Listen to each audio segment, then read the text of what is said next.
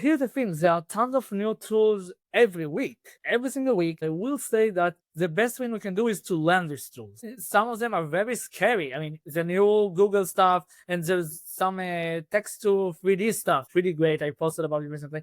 But at the end of the day, like someone say, it's not the AI who is going to who will replace you, but the person who knows AI. So I'm doing the best I can by learning these tools. That's the best I can do. I think it was 2 years ago. Someone sent me a link of an AI that text to 3D. So like that's it. No, you have no job. I was like, did you see the quality of these 3D models? Not good. But now there is a great AI. So I was very impressed with the detail, with the textures. I was like, my God. But still, there are tons of work to do here. I'm taking a 3D model. That's not it. I'm importing to Blender, and then it's tons of work. It doesn't end on, oh, let's generate a model. Bye bye. No.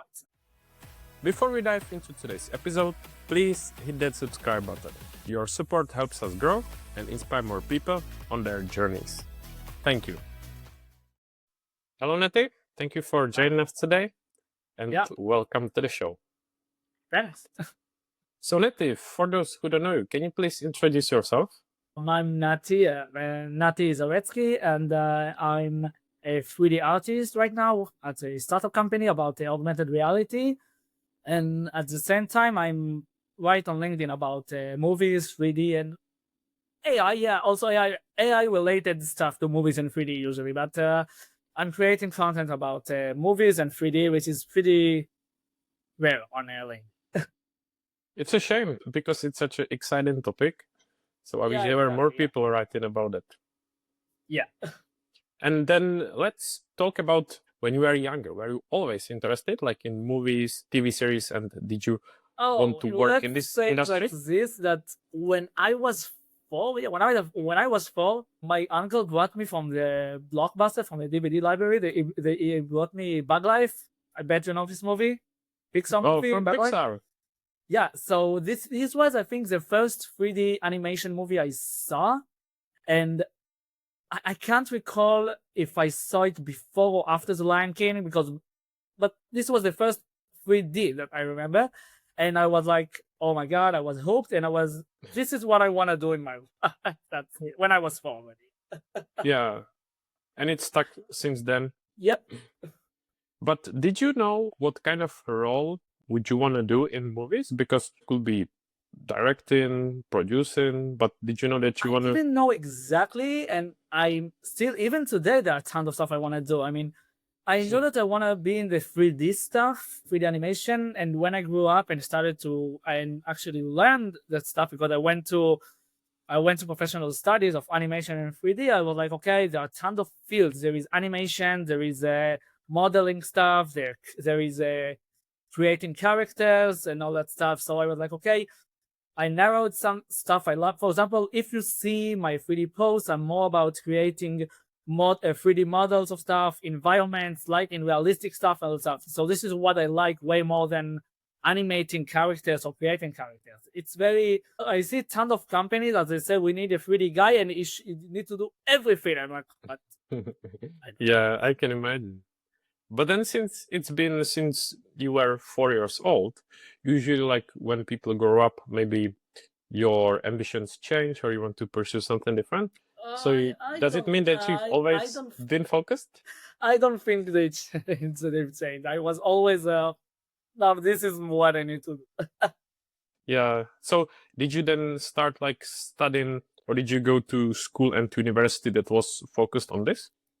Yeah, I went to when I was 21, 22, I think. I already had tons of knowledge when it comes to the movies. I mean, general about movies. I mean, I know I'm studying the movie industry for over a decade. I'm talking about, I have a newsletter when I write about it. I know if a studio announced a film, I can tell you years in advance if it's going to be good or bad. And usually I'm right because I know what's supposed to do.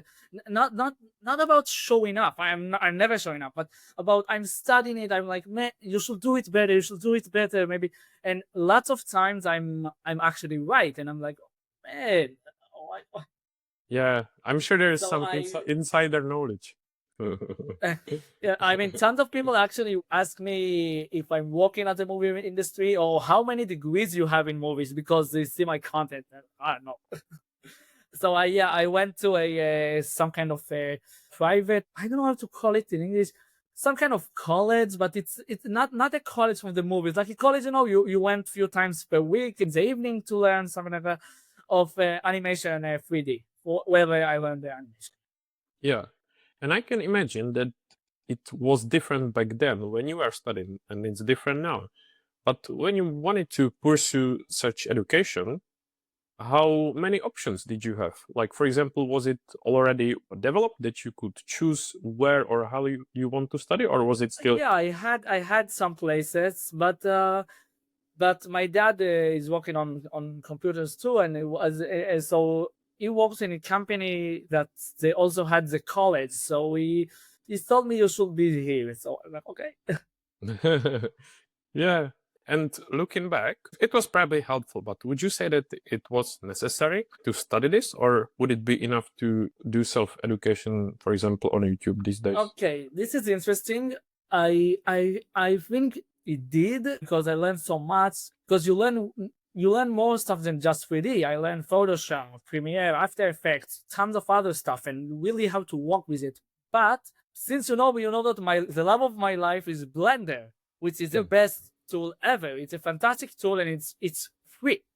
So I learned it all by myself after I finished because in my studies we learned 3D Max and also Maya we learned. So both of these software, they are very expensive. They are in the industry.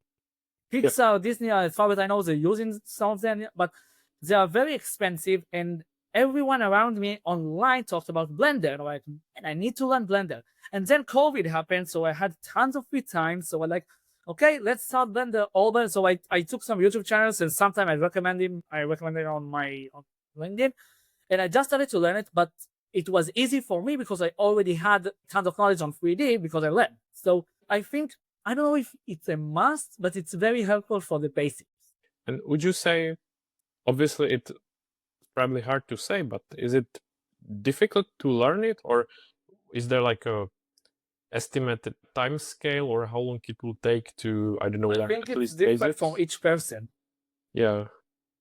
And obviously, if you've got any basics from other software from before, it definitely helps. Yeah. Hmm. And out of curiosity, is it, I know it's a free software, but is it also being used like in the industry, or is it more for freelancers or hobbyists? Here's the thing. There was a movie, animation movie, animated Flow about a cat in the apocalypse, and yeah, something like that. That's like Noah's Ark with a cat, Isn't it and it was recent? released. Yeah, recently.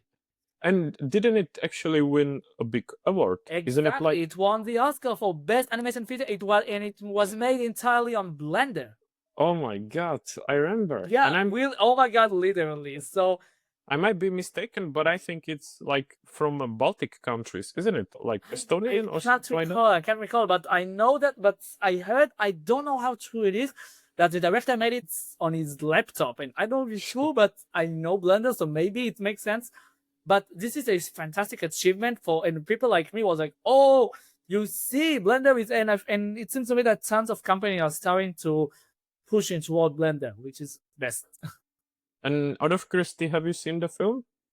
I actually haven't seen it yet. Yeah, I know because here's the thing: they didn't do a press screening here in Israel, Mhm. and when I wanted to go, I don't like to go to movies alone. So most of my friends were like, "Oh, it's animation. I don't want to go." Tons of them. So I want to. Oh, I hope I will see it soon. I hope, but I haven't seen it yet. Yeah, okay, okay. I was just quickly having a look. Where is it actually from? It's from year 2024, and it's a Latvian, French, and Belgian. I was impressed and shocked at the same time when it won the Oscar because I was like, I actually was very much toward the Wild Robot, which was a masterpiece. If you haven't seen it, I missed the press screening, so I went the week after and was like, man, this is a master, and I really hope this will win. But I'm glad that's a blended one. Yeah. Yeah, I agree. Yeah, it's from DreamWorks Animation. That's pretty cool. And as you've been growing up and you like the Pixar film when you were younger, did you maybe like have a dream to work for Pixar one day, or I you just still like and the I film? will. Oh, I still and I will. I will. I like the mindset, and I hope that it happens, of course.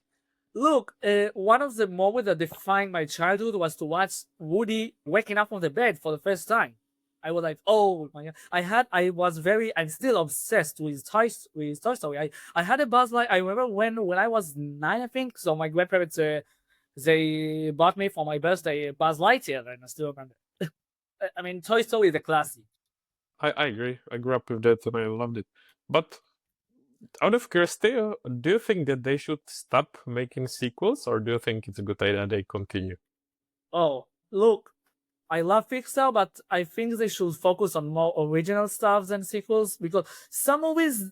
Do you know what? I'm actually very much waiting. They're making Incredibles 3 right now because the first Incredibles is one of my favorite Pixar movies and also one of my favorite superheroes movies. It's the best Fantastic Four movie actually because it's basically Fantastic Four. So the sequel was also pretty great, and I actually really want to see a third one, and they're making a third one. But I love when they had this special time when they had tons of masterpieces, original, Wally, Ratatouille, Up, Monsters Inc. And actually, my favorite Pixar movie in the last 15 years is Coco. Oh, Coco, yeah, yeah. It was beautiful. Yeah, and they actually announced that they're making a sequel to this one, and I was like, I don't know why. Yeah, I know. Then again, the Inside Out 2 was amazing. Was incredible Inside Out 2. I guess that showed them that they should do sequels because of box office. That's the thing. When it comes to the box office, I always say that even if I don't like this movie, I want it to see because most sequels are doing way better, and the studio say, so let's only focus on sequels. So it's a bubble. There was a movie Elemental, Yes, Pixar movie, and this movie was one of the craziest box office performance in the last 20 years, I think, because when it opened the lowest Pixar movie since the first Toy Story. I think 40 million worldwide. Bad. And everyone labels this one as a flop. But the word of mouth was phenomenal and it didn't stop. It stayed and stayed and stayed and eventually grossed nearly $500 million. And I haven't seen a rebound like this for years. And they have a new movie coming soon, Elio, and I haven't watched most of the trailers because I want to be surprised. But even if I'm not gonna like it, I think I will. But I still hope it will make tons of fun because I will want to get more original movies. I agree. But at the same time, I understand that it's a risk when it comes to money, and obviously studios So combine, need to. do both. But here's the thing: ton of people say, give us original movies, but when there's an original movie, no one is coming to watch. It's true. People go more to cinemas. Support it. That's the thing. That's the thing. It's annoying, but I will say that Disney and Disney Animation doing tons of in the last decade. It's like Pixar and Disney became so good, especially Disney. They had tons of Brave. No, Brave is Pixar. Brave is Pixar, and it's very Brave is actually a fantastic movie and it's so underrated because people hate this movie. The thing is that this movie doesn't feel like a Pixar. It's like a Disney movie. So I say for everyone that if this movie was a Disney movie, everyone would have called it a masterpiece because it's the same vein as Frozen, Tangled, and so. But people expected it to be more sophisticated movie like Wally, I think, and there wasn't Inside Out yet. I agree because obviously there are high expectations when it comes to Pixar. In 2012, we had it the same year. We had Wreck-It Ralph from Disney, Brave from Pixar, and to this day, people think it should be the opposite. Brave is the Disney one, Wreck-It Ralph is the Pixar one, and I think it's right. But I love Brave so much. It's such a fantastic movie about a mother and daughter relationship, and we'll never get in it. I actually really enjoyed Wreck-It Ralph, just as you mentioned it. No, Wreck-It Ralph is amazing. But here's the thing: I haven't watched the trailers when Brave was released, but I know that the trailers are very misleading. That they promise to people like an epic adventure with huge scope, and people and they hide everything, and then people got like Brother Bear with a mother. And I love this movie, but I can see why people get over. And so some few years ago, I watched the trailers and I was like, okay, I get it. Because it looks like a mysterious adventure movie. And the movie, it's not. It's very small scale drama. I love it because it's very unique. It's not the traditional adventure movie. It's a very small movie and I love it. But I can see why some people will, it Yeah. will bother them. Yeah. And what do you think about other studios, such as DreamWorks, Illumination, or some other ones? Are you a fan of any of those? Oh, I love them. First of all, I think DreamWorks, I love them because they made Shrek. I love Shrek. Oh my god, I'm the same. I love it as well. I grew up with that film. I think it was awesome. And Kung Fu Panda, and also I always say that one of the greatest sequels of all time is, of course, Shrek 2 is a masterpiece. I Need a Hero, the cover is amazing, but Kung Fu Panda, the second one, is a fantastic and dark sequel because I watched it as a kid, it was like amazing, but as an adult, at the final battle, I recently rewatched the movie. I was like, oh my god, because at the final battle, do you remember the movie? There are a ton of wolves with the I don't. peacock. When it comes to Kung Fu Panda, I don't remember it that well, to be honest. So the panda and his friends are fighting the wolves. So the main wolves, the commanders, are going to the peacock, and he told him, "We can't shooting them because we can't shoot him the panda and his friends because then you will kill our own people." And the peacock just take a knife and slaughter him. And as a kid, I was like, okay. As an adult, I was like, this is very dark for kids. Yeah. But I think that's what makes, like, for example, animation films beautiful, because as a kid, I don't want to say that you enjoy dark film, but as a kid you enjoy the film, but as adult you see like a deeper meaning or some kind of Exactly. message behind it. No, I think that most Disney and Pixar movies, for example, they are movies for adults that kids can also watch. Because when I'm rewatching these movies now, I'm like, why did I watch this as a kid? I mean, The Lion King is pretty dark, and Oh. there are some of it that are like, man, my parents let me watch it. Why? Yeah. Yeah, that is true. And then there are also, I'm sure that you are aware of it, like obviously Chinese market when it comes to movies. And I've seen that the best performing film, like the animation, if I'm not mistaken, is Let's have actually something like this. Chinese, right? Yeah, this is crazy, and I never heard of it, and I never heard about it until it started to crack the box office. Yeah, me too, because I'm sorry surprised that it's been doing that well. I haven't seen it, but wanted to ask you if you've seen it, or what do you think, or if you follow. I haven't, but I'm very curious to see it. You asked me about DreamWorks too, because I would say that DreamWorks also made Madagascar, and I love it. I recently wrote about it on LinkedIn and on my newsletter that I believe that Madagascar 4 is inevitable. I think they're going to do it. Illumination are amazing because they crack the code. For most Disney movies, the budget is between 150 to 200 million. Therefore, the movie needs to make tons of money to break even. Illumination, they always keep the movies around 80 to 100 million. Despicable Me franchise, each movie, excluding the first one, even the Minions spin-off, every movie made grossed over 900 million. This is insane. I agree. It's crazy. I saw it as well that they got quite a low budget compared to other films, but the amount of money they make in box office, it's crazy. Not to take the merchandise into account already. Oh yeah. And like all the, I don't know, culture or hype around Minions, because when it goes out, you can see it literally everywhere. Minions.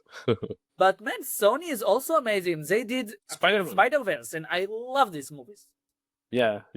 When I saw the first one, the type of animation, oh my god, so beautiful. I was in a shock, and I got invited 2 years ago to the second one, Across the Spider-Verse. I remember watching it in cinemas. In the press room, I was like, this is not a movie, this is art. I came back home like, what did I just saw? And then I was like, man, I can't wait to the next one. But they delayed and delayed. And as of now, it's supposed to come in summer 2027. Oh wow. But at the same time, I can imagine there are high expectations. And I also read afterwards that the culture or way that they were working on the film wasn't the best. I don't know if you read about it, but I heard the about it artist. too, and it's make me very sad. I heard about it too. It's makes me very sad. Are you struggling to stay consistent on LinkedIn? Fan Post helps you create high quality posts in minutes, so you can write faster, show up more, and stress way less. Built by creators for creators. It's the easiest way to grow your presence without burning out. Try it free at fanpost.com. Yeah, me too. And coming back to your career, Nati, I can imagine that it's quite challenging, like to break into the industry because I think it's quite competitive. So, what was your experience like, or how did you basically get into the industry, or how did you start after your education? Let's just say that I was when you are looking for your first job without experience, this is the worst because you need an experience. So I actually was looking for a job as a 3D artist for I think 18 months. Mm, But that's the reality. here's the thing: this is how I started on LinkedIn because then I was like, okay, people told me try LinkedIn, and I entered LinkedIn, and I was like, okay, this is about showing myself and talking to people. So that's exactly what I did. And I started to talk to people all the time, ask advices, connecting with other and post. And I had tons of stuff to post. So I posted all the time stuff. And then afterwards, there was a guy I knew from LinkedIn and we talked a few times and he tried to help me. And then he told me, man, Zoe, I love your 3D stuff. And there's an opening in a startup company and I know the people who work there. So I will recommend them. And eventually that's how I got it.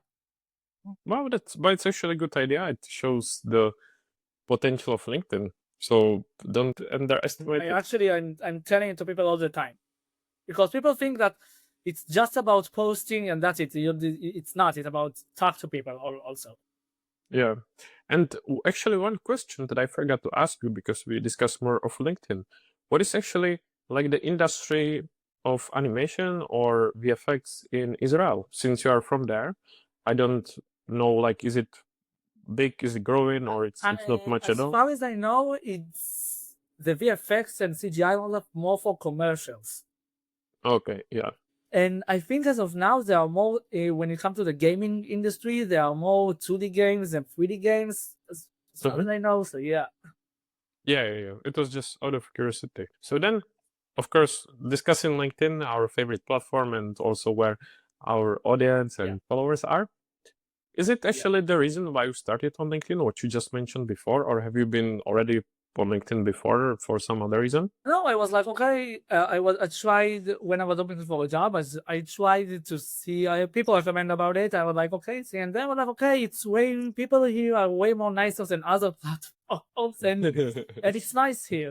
And then I stayed here. That's the thing. That's the thing. Most people they get in a job and bye LinkedIn. I did the opposite. I was like, now I have my confidence because I got a job. So let's post more stuff. Let's post about movies. That's how it's. And can you remind how long ago was it since you started? I think it was 5 years ago. Yeah, it was 5 years. Around 5 years ago. Yeah. Yeah, because often people don't see results immediately. So I think you are a great example that you've been showing up for some time, which obviously pays off with the following that you've got. Yeah, I will say that now it's still that LinkedIn. I heard it for tons of people, from tons of people. That LinkedIn is very much preferred to push the small creators with less than 10K followers. That's why I see people with with a dozen thousand of followers. I mean, they have nice engagement, and then I see someone with less than 10K with, oh my god, this is insane. How? And so I heard I don't know how credible it is, but I think it is something that LinkedIn is pushing for the small creators of under Yeah. 10K followers. But who knows for how long? There is always something that LinkedIn No one pushes, knows. Yeah, no one knows. and then it changes. Then, with your journey, have you always been consistent in showing up, or did you also take breaks, or like wanting to give up, or actually given up for some time? I'm not. No. I look up until I think 2 or 3 years ago. I posted only twice or 3 times per week. Now I posting almost every day. That's a lot of content.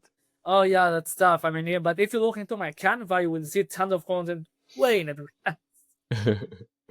It's repurposing content from those years ago when no one remembers. Yeah, yeah, that's the thing. Everyone should do it, but that it's about re-update it, make it with design and all that stuff. I actually think that your niche or your area, like what you focus on, is really smart because there are always going to be new films, new stuff to discuss, maybe new tools, new updates. So there's always going to be exciting Let's just content. say it that tons of people. Yeah, a ton of people told me that they're going to watch a movie only if I recommend them. People told me that. You know how much power you've got now. Oh, it's crazy. Yeah, it's amazing. And can you introduce us more about the work that you do now? Because you said that you work in AI or virtual reality, if I'm not mistaken. No, I'm working on a startup company, and we are making augmented AR stuff, augmented reality manuals for devices and machines and all that stuff. Most people don't get it. Most of the thing when I say augmented reality, they think it's the virtual, the VR. But I say no. Think about Pokemon Go. That's it. Oh, that sounds cool. And what kind of device is that? There's nothing specific. Like for example, you have a coffee machine and you don't know how to use it, so we can show you how with the phone and the augmented reality and all that stuff. Okay, that's interesting. So I'm doing the 3D stuff, the animation stuff, and all. Are there any cool projects that you are proud of and that you worked on and would be willing to tell us more about? I can't talk about it exactly. Okay, no problem. What is actually the software that you use? Because before we discussed Blender, is it what you use at work as well or not? Yeah. Blender is my go-to. Okay. Because I thought maybe like the company tells you need to use this one. You cannot use different one. No, I'm using Blender most of the time. It seems to me that lots of medium companies, those smallest companies, they are moving toward Blender because it's free. Yeah, it makes sense. I'm not surprised. Yeah, but it's not just free. It's amazing. I mean, even if you give me other stuff in other software free, I will still go to Blender. It's fantastic.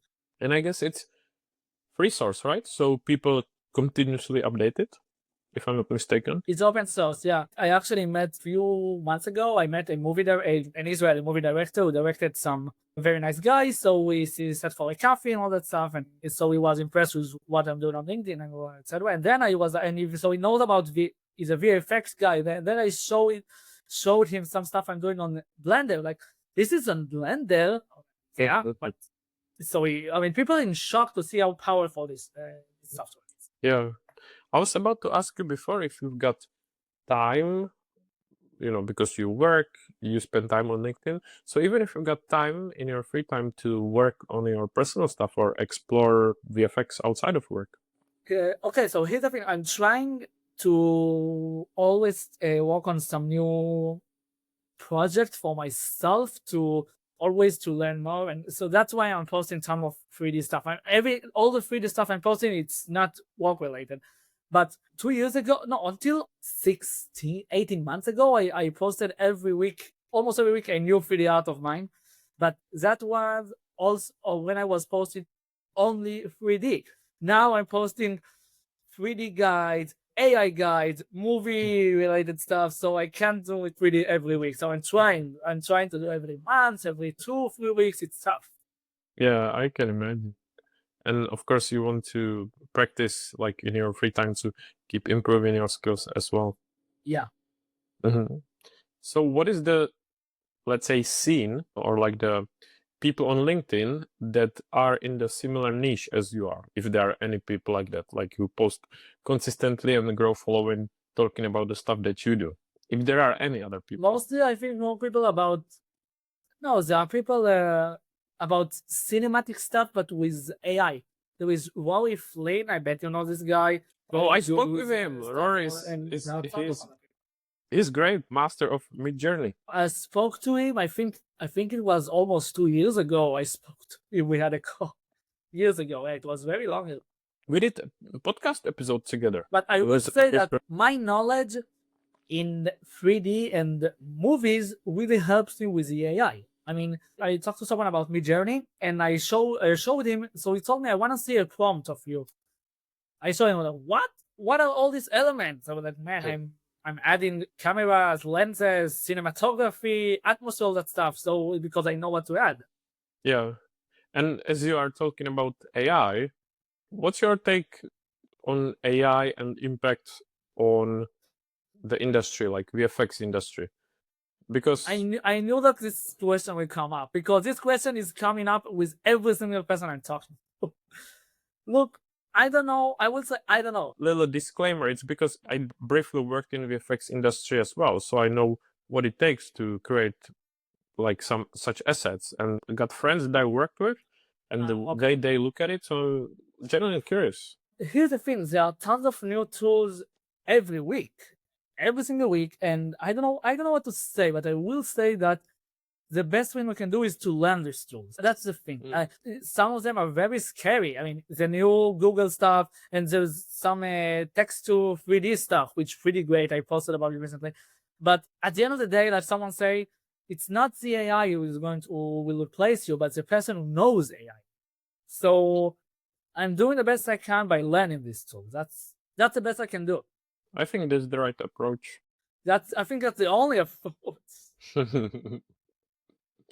You find out sooner or later.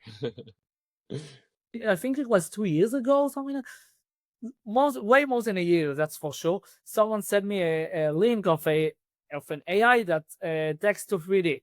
So like, that's it. No, you have no job. I was like, did you see the quality of these 3D models? It's not good. But now there is a great AI, triple AI. So I was very impressed with the detail, with the textures. I was like, oh my god. But still, there are tons of work to do here. I'm taking the 3D model. That's not it. I'm importing to Blender, and then it's tons of work. It doesn't end on, oh, let's generate the model. Bye bye. No. Of course, yeah. I think that's sometimes what people think, but I often see like videos, whether it's from you or someone else who shares like a brief clips of the stuff that AI did, and I'm impressed as well that I would never expect that can be so advanced. And if I compare it to what I've seen before, I'm curious to see what it looks like in the future. This is crazy. I mean, I remember a few weeks ago, I asked for Midjourney a simple but realistic shot of a cup of coffee on a table. I added tons of realistic stuff like depth of field, tons of cameras, and the result was very amazing, very realistic. So then I took the image and I entered it. I imported it. I don't remember it was one way or clean, one of the two. I can't recall which one of them, but it was. And I asked for the camera to zoom in a little to pan to the, I think, to the right, and to add some over the cup, not smoke, fog. Or like a steam. You know, when it's hot, I just forgot the name. Yeah, steam. And the result was like, oh my god, it's so good and scary. Yeah. No, I don't know if you see. I posted, I think, last week. This is people who saw it went nuts. I asked for Midjourney an image of a bird flying in the sky. So, but I wanted it to be very cinematic, so I added tons of stuff. So it was exactly what I wanted. It was a bird. Actually, it was an eagle, but still above the clouds, drone shot, so you could see it kind of from above, and you can see the clouds under it, and the sea and some continent way under. And I also asked it to be golden hour to make it golden stuff. So the image was amazing. Then I took it and entered it to Runway, and I asked it to animate it, and it was amazing. I was like, oh my god, it's crazy. Yeah.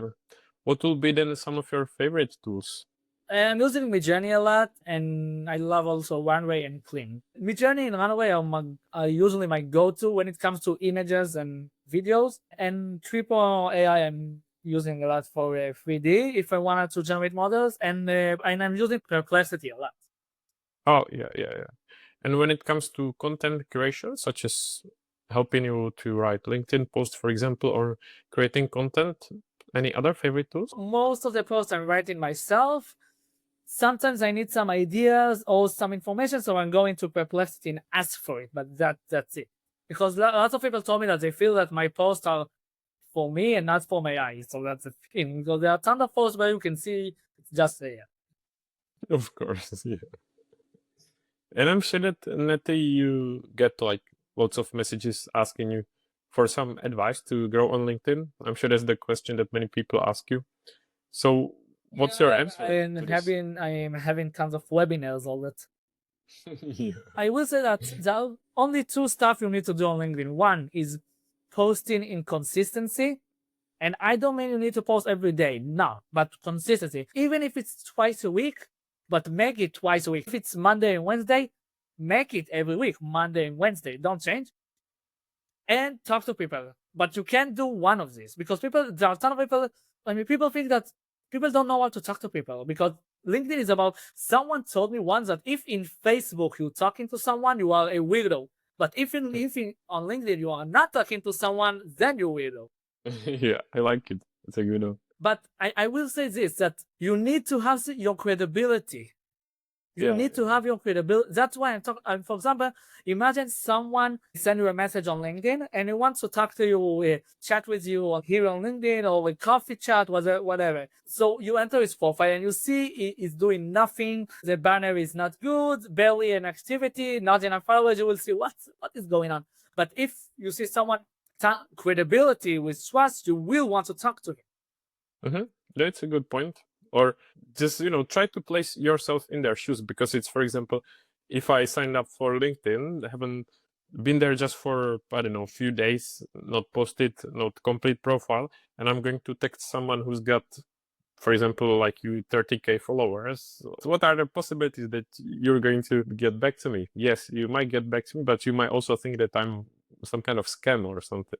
Look, I'm getting ton of connection requests every day. So as long as the image profile is professional enough and the banner is solid, I'm okay. I'm with it. I'm okay because people don't get it how much I sometimes I see people that they have an amazing image profile, but the banner is bad. The banner is important, sometimes even more than the image profile. Or sometimes even with grammatical mistakes. Of course, it's not a big deal. We all do mistakes, but when you've got AI to help you to make it correct, do some effort. What are, Neti, some of your favorite creators on LinkedIn or some people that you follow? Oh man, there are too much. I can't name them. I'm serious. There are so many amazing creators here. I don't want to. I'm afraid to say because then tons of others say, "Why didn't?" It's a tricky question. It's like asking me what is my favorite movie. It's hard to choose. Yeah, no, I know. And okay, of course, I was going to ask you about your favorite movie because it's like a must question. But if you don't want this one, do you have, for example, favorite director? Well, man, this is tricky because I have some favorite director. I can't because I have directors that I love and all of them are my favorites. I can't choose. Christopher Nolan, for example, because it's Christopher Nolan. I mean, he's doing the Odyssey next year, and I can't wait for it. It's like Christopher Nolan is making a fantasy epic. They build an entire city. I think. It's like the iconic meme of "Shut up and take my money." That's Yeah. it. And if you've seen the cast, the people who Uh, are going to be in the film, it's crazy as well. yeah, Tom Holland, Charlize Theron, Anne Hathaway, Robert Pattinson, Zendaya. I mean, how? Matt Damon. I mean, it's a little weird to me to see Nolan taking. Usually, he adds list well-known actors, but I don't care. Yeah, it's going to be Um, impressive. I would say also Denis Villeneuve. He did Dune. Uh-huh. It's amazing. David Yates, I love David Yates. Is a guy who directed the last 4 Harry Potter movies. He's amazing. Alfonso Cuarón also directed the third Harry Potter movie and Gravity. Uh-huh. Yeah. This is the kind of director that you say the name and I'm there. This how the kind of director. Also, Matt Reeves. Matt Reeves he directed the second and third Band of the Apes and the new Batman, which was phenomenal. Wes Ball. Wes Ball is very underrated. He directed the entire Maze Runner trilogy, which was excellent. And also the newest Planet of the Apes, and is now making the live action Zelda movie. Oh, wow. I'm curious about that one. But I know that the movies adaptations of games have been quite popular.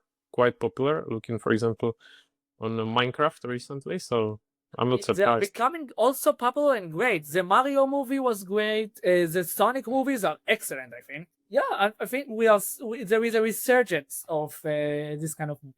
Oh, and Steven Spielberg, of course. We're getting next year an original sci-fi movie from Steven Spielberg. Yeah, that's a thing because I can't choose my film. Yeah. No, I was about to ask you, when you go watch a film, if you are able to enjoy it like a, let's say, a regular person, or if you keep thinking about how did they do this, how did I they do can't. that. I can't because I mean, usually I can take someone with me to a first screening if the others don't know. So I'm getting, thanks to my linear activity, I'm getting invitations for movies press screenings all the time, which is fun. Getting to see the movie with everyone else in free, it's amazing. Sometimes there's also food, pizzas, and all that stuff. Yeah. So I tell to people that if you come with me, you will hear me scream because sometimes I'm like, gosh, see the color, see the cinematography, see the lighting, see this shot, and the people and if the person next to me he doesn't understand movies either, what the hell? What is he talking about? But I can imagine you need to enjoy it. And Yeah, when I saw Dune Part 2 on the big screen on IMAX at the press screen, I was like, kill me now. This is, oh my god. Every time I'm like, oh my god, oh my god, oh my god, oh my god, oh my god, oh my god. yeah, I actually went to watch it in IMAX in London as well, and it was, or I don't know, actually it was Dune, maybe it was Oppenheimer, but it was amazing experience IMAX. What are some upcoming movies that you are very excited about, if there are not too many? Fantastic Four. No, there are some. Fantastic Four because mainly because the trailers look great and I love the director. It's Matt Shackman. He did WandaVision, which was excellent, and he also did Monarch from Apple. If you haven't seen Monarch in Apple TV, which is a spin Monarch Legacy of the Monster, I think they call it. It's a It's from spin-off like in the the Godzilla franchise. Godzilla. Fantastic show. Godzilla. Oh yeah, yeah. Yeah, exactly. It's set between Godzilla the first Godzilla, and I think Kong's. I can't recall, but it's a fantastic show. Kong School Island. I remember. Yeah. Yeah. So I'm waiting for this one. I'm also very much waiting for I'm watching Wicked 2, Wicked from Florida, because the first one was amazing. Actually, I'm way more excited for the movies next year than this year. Yeah. Well, there's so much always cool stuff. So no surprise. And Nati, just as we will be approaching the end of the recording, outside of films and what we just discussed, do you have any other hobbies, like what you like doing in your free time? Let me see you. I'll show you. Playing VR. Oh wow. Yeah, I'm playing VR a lot, and yeah, I'm playing a lot VR games and reading sci-fi and fantasy books a lot, and go out with friends. I'm doing it all the time. Yeah, but friends who loves movies usually. Yeah. But also one of my next questions, if you read books, and if so, I know that it's going to be tough, but if you can recommend some of your favorite ones or books that have been impactful to you. Look, I'm rereading the Harry Potter books every year, all the time. I will say that if you want a great fantasy, sophisticated trilogy, you should read His Dark Materials, The Golden Compass, aka. It's a Yes. fantastic trilogy, one of my favorite ever. It's about multiverse and angels, demons, polar bears. It was released in the late 90s, and it was adapted for a movie, The Golden Compass, which flopped, and then it was readapted into a show from HBO. 3 seasons, 1 season per book, and it was excellent. I've been waiting for this adaptation for over a decade, and when it wow. was released, I was like, oh my god. Yeah. And do you also read non-fiction books? Very rare. Oh, okay, I'm not into that then. I think you can get tons of life lessons and inspirations from the fantasy books. Yeah, I mean, why not? And as you mentioned, the Harry Potter, I'm a big fan of Harry Potter as well because, as we discussed before, I grew up with the movies. Yeah.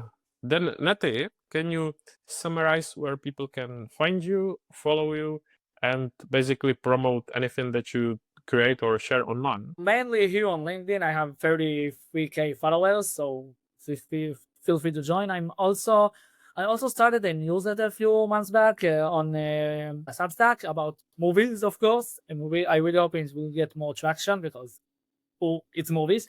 And I'm available on Instagram and the Facebook, but not that much. But mainly LinkedIn, and I hope also on Substack. Yeah. Thing that I should have asked you and did not, or any final message or a piece of advice that you would like to share? Just find your voice. Yeah, find your voice. Find your whatever you have. 10K followers, 150K. You know, it doesn't matter. It's all about finding your voice. I know. I see creators who with not so many followers, but they are created such a strong brand that everyone knows them and wants them. Mhm. So it's all just trying to find a unique voice. Someone told me recently that here's the thing: one of the best decisions I made in the last 6 months was to change to rebrand myself. I mean, if you see, you can see it in my carousels and in my posts and in my banner that I have main colors of orange, yellow like that, and very very very dark blue. So Yeah. that's what I'm doing. And people told me that they recognize all the time this stuff. Some of them, I can recognize it's you in instant. So that's it. No, I agree, and I like it because it's like automatic association that. Like I'm recognizing your slither in green all the time. Yeah, by it works. I recognize your orange as well, so Yeah. I think it's a perfect example. I think then, Nati, I think we can finish. I want to say a big thank you because I've been following you for some time, being a fan, also a big fan of movies and VFX. I think you're doing a great job, and I'm very happy that we finally made it. Of course, we can do sequel anytime in the future again. I will keep following and supporting. So thank you so much, and I really enjoyed it. Okay. Thanks for listening to Produced by with Tommen. Check the show notes for all the links, and don't forget to subscribe, like, and share your feedback. Speak soon.